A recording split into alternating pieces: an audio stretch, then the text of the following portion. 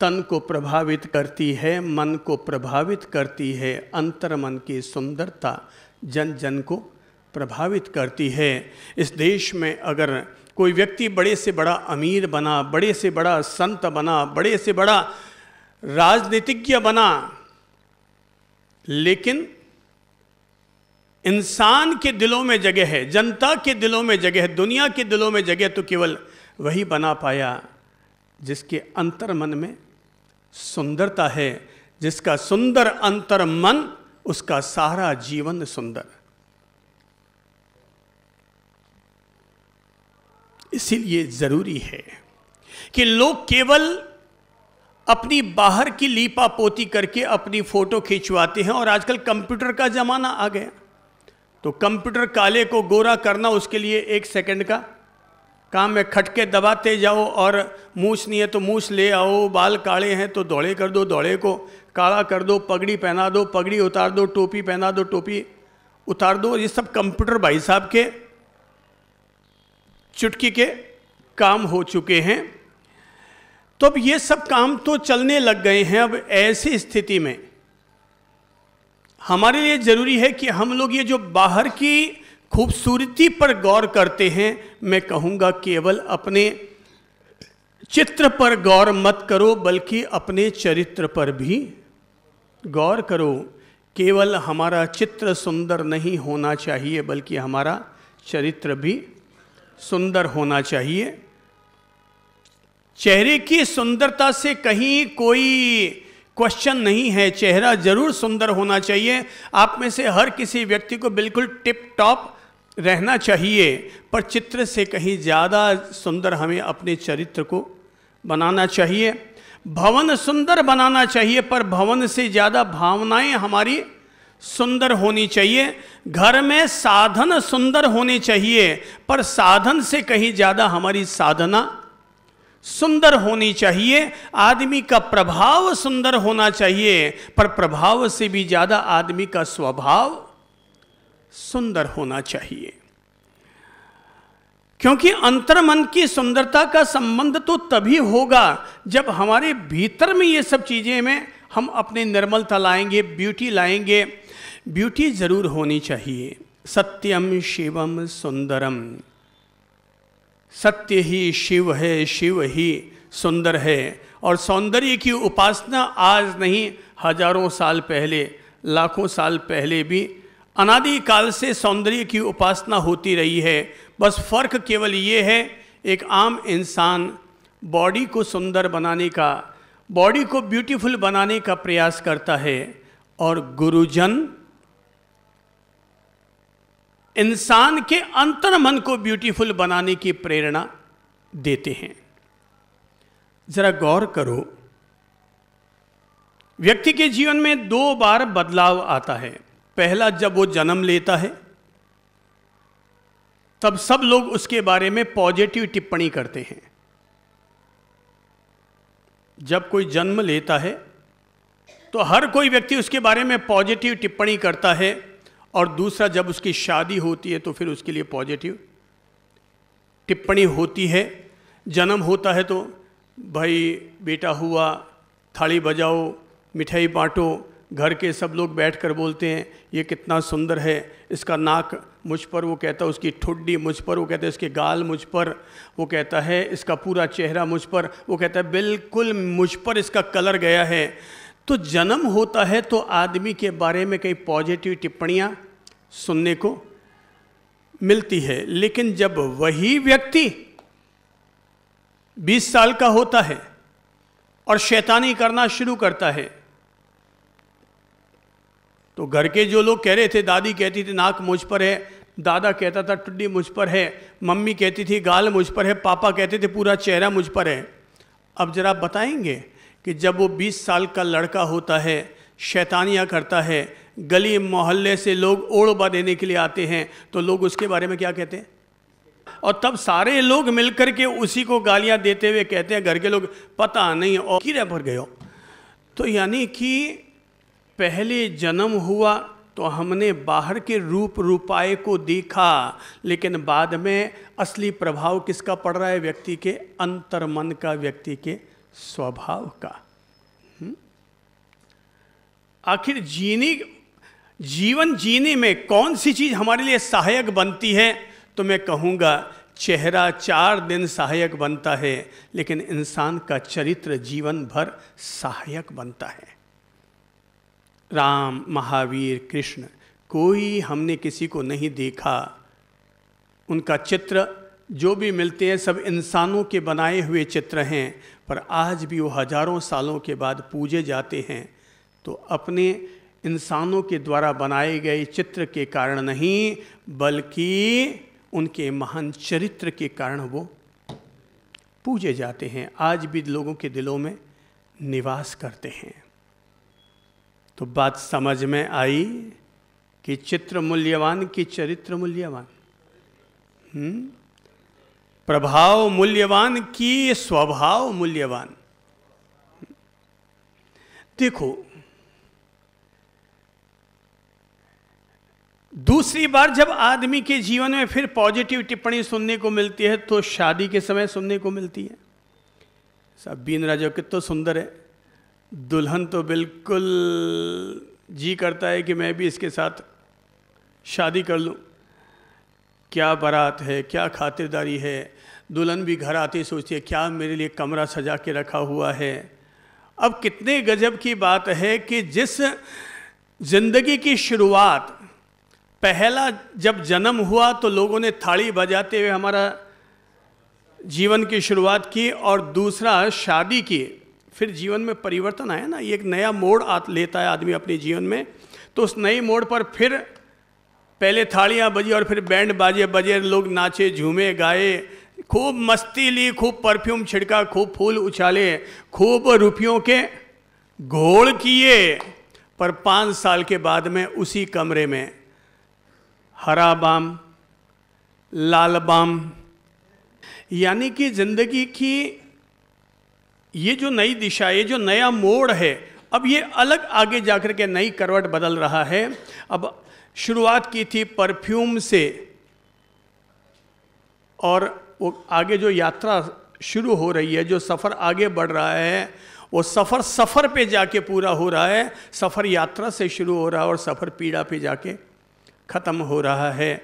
That means Lal balm, हरा balm. अब सोचो कि आखिर वो पति पत्नी, लाल बाम क्यों आया, हरा बाम क्यों आया? क्योंकि रोज़ झगड़ते हैं, रोज़ तू मैं होती है। पति पत्नी से खुश नहीं और पत्नी पति से खुश नहीं। हर पति के मन में आता है यार पड़ोसन ज़्यादा ठीक है, हर पत्नी के मन में आता है यार काकी सा ने कहा था कि वो वाला लड़का ज़्यादा ठीक है, पर मेरा भी भाग फूटा सो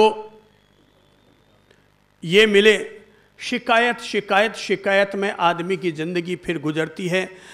जल्दी से ऐसी दंपत्ति देखने को नहीं मिलती जो दिल पर हाथ रख कर के कहे साहब हम एक दूसरे से बहुत खुश हैं और हमने एक दूसरे के जीवन में स्वर्ग घोला है, हमने जीवन का भरपूर आनंद लिया है।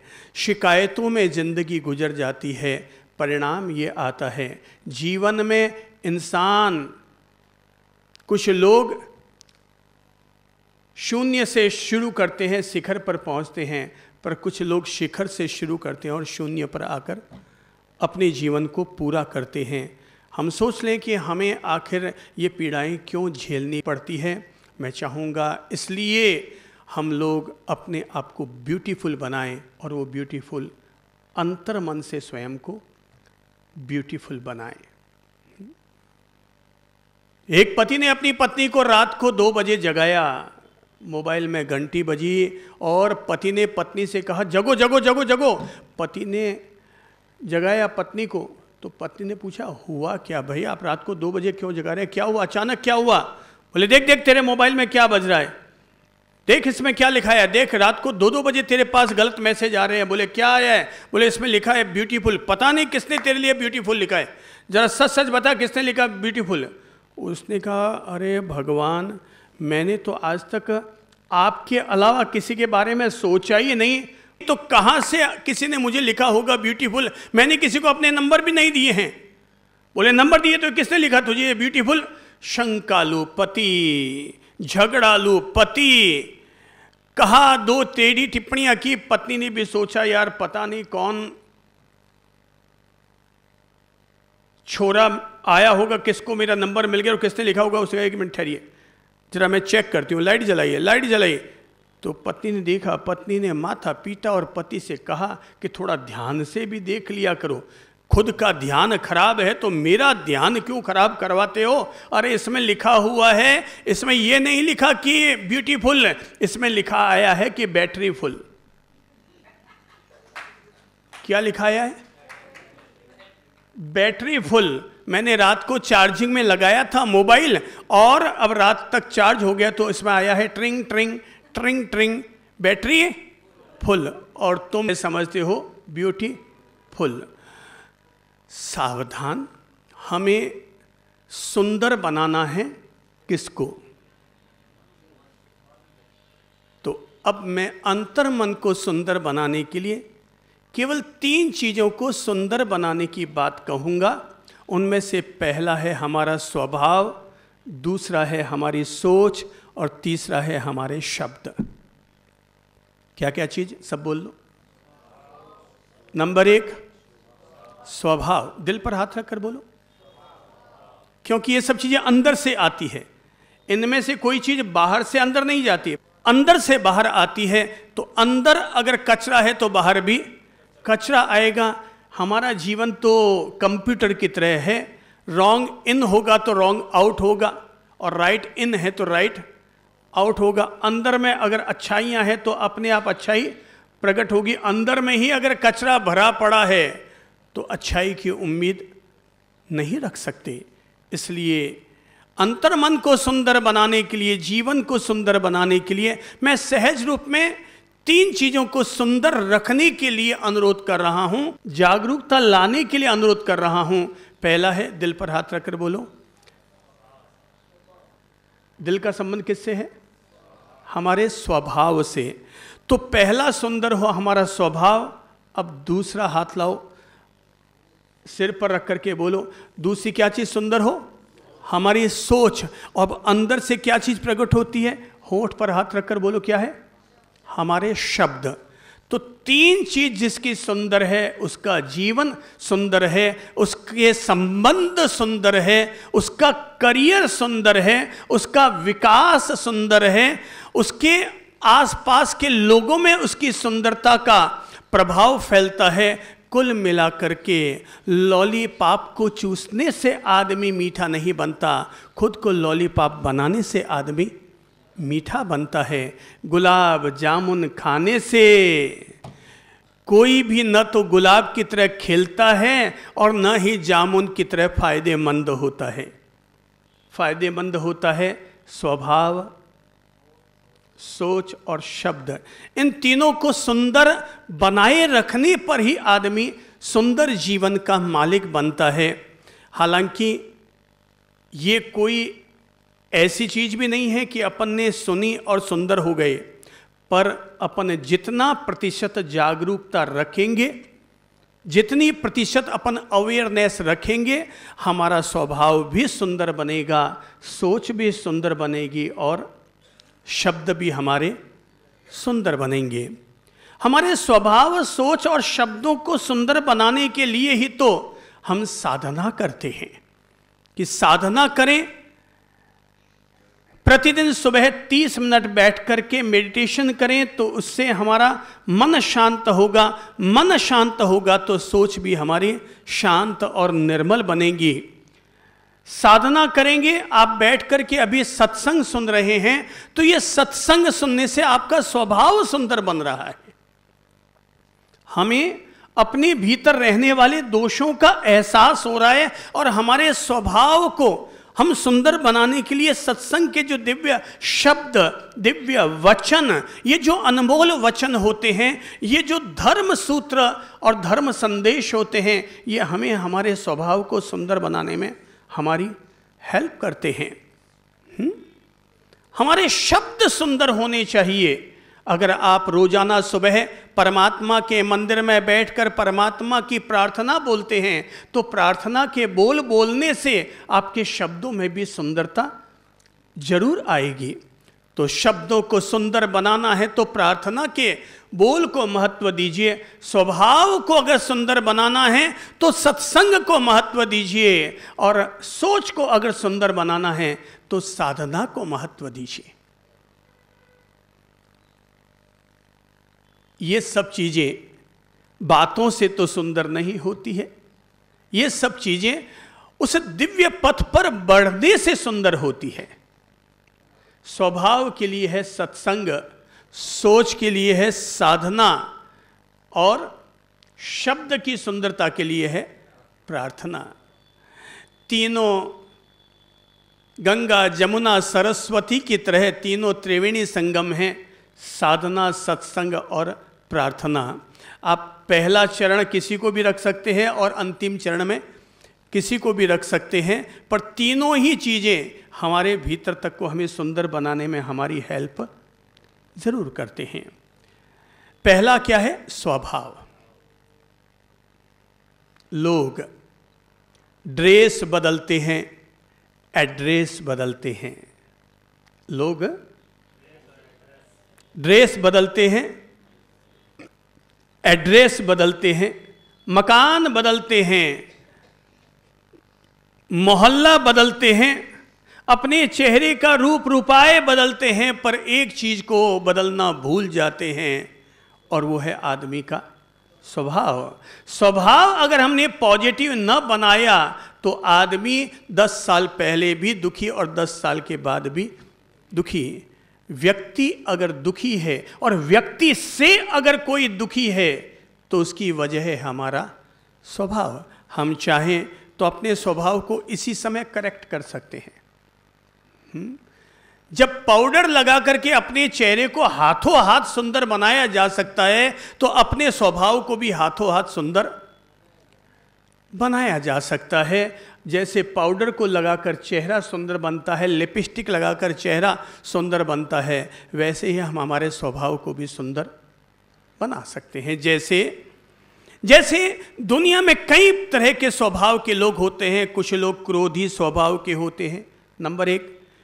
कुछ लोग क्रोधी स्वभाव के होते हैं, कुछ लोग ईर्ष्यालु स्वभाव के होते हैं, कुछ लोग कामुक स्वभाव के होते हैं, कुछ लोग घमंडी स्वभाव के होते हैं।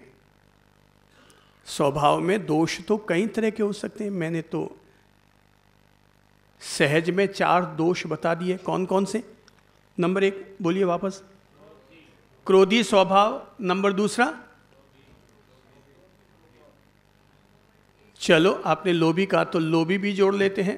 पहला है क्रोधी स्वभाव, दूसरा है लोभी स्वभाव, तीसरा कामुक स्वभाव, चौथा ईर्ष्यालु स्वभाव, घमंडी स्वभाव। तो 5 तरह के स्वभाव तो अपन सब लोगों ने मिलकर के अपने समझ लिए हैं। हाँ, वो एक कह रहे हैं कपटी। हाँ बिल्कुल सही है, शकुनी को कैसे भूल सकते हैं अपन।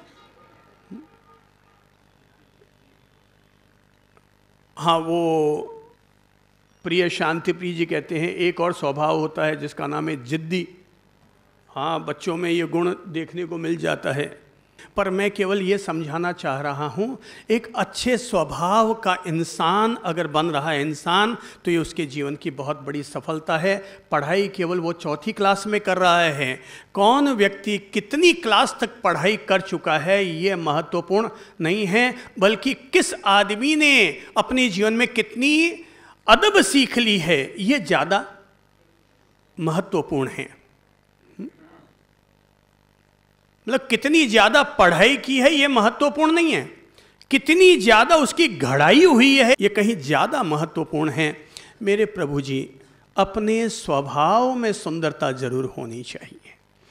तो अपन लोग कह रहे थे, कोई कहता किसी तरह का स्वभाव, कोई कह रहा था किसी तरह का स्वभाव, कोई कह रहा था किसी तरह का स्वभाव। सबके अपने अपने अलग अलग तरह के स्वभाव हैं, पर हम आगे बढ़ते हुए 4 दूसरे लोगों को देखकर अपने लिए मोटिवेशन ले सकते हैं कि जब वो ये 4 गुण जोड़कर वो आज वहाँ से यहाँ से वहाँ तक पहुँच गया, तो हम भी तो यहाँ से वहाँ तक पहुँच सकते हैं।